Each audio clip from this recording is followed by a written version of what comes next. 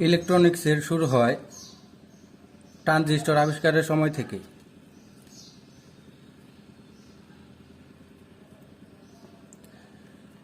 ইলেকট্রনিক্সের শুরু হয় ট্রানজিস্টর আবিষ্কারের সময় থেকে।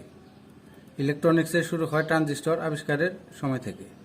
ট্রানজিস্টর উদ্ভাবিত হয় 1948 সালে।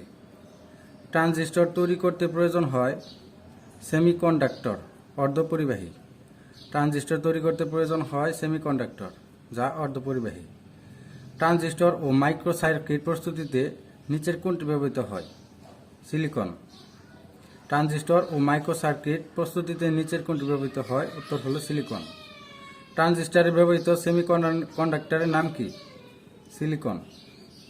ট্রানজিস্টরে সেমিকন্ডাক্টর হিসেবে ব্যবহৃত হয় জার্মেনিয়াম। ট্রানজিস্টরে সেমিকন্ডাক্টর হিসেবে ব্যবহৃত হয় জার্মেনিয়াম। সিলিকনের ব্যবহার কোন শিল্পে বেশি হয়? ইলেকট্রনিক শিল্পে। ইলেকট্রনিক শিল্পে সিলিকনের ব্যবহার সবচেয়ে বেশি। কম্পিউটারের মূল মেমোরি তৈরি হয় কি দিয়ে? উত্তর সিলিকন দিয়ে। কম্পিউটারের মূল মেমোরি তৈরি হয় সিলিকন দিয়ে। আধুনিক কম্পিউটারের দ্রুত অগ্রগতির মূলে রয়েছে ইন্টিগ্রেটেড সার্কিট। আধুনিক কম্পিউটারের দ্রুত অগ্রগতির মূলে রয়েছে integrated circuit. IC stand for হলো ইন্টিগ্রেটেড সার্কিট। আইসি এর ফুল মিনিং হলো ইন্টিগ্রেটেড সার্কিট। আইসি উদ্ভাবন করেন জে.এস. কেলবি।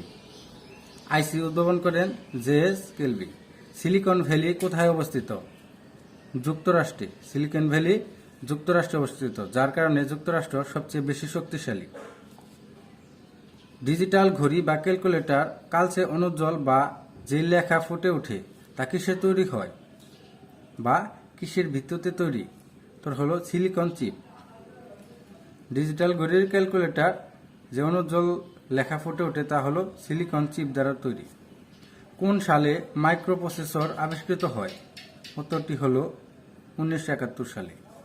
1971 সালে মাইক্রোপ্রসেসর আবিষ্কৃত হয়।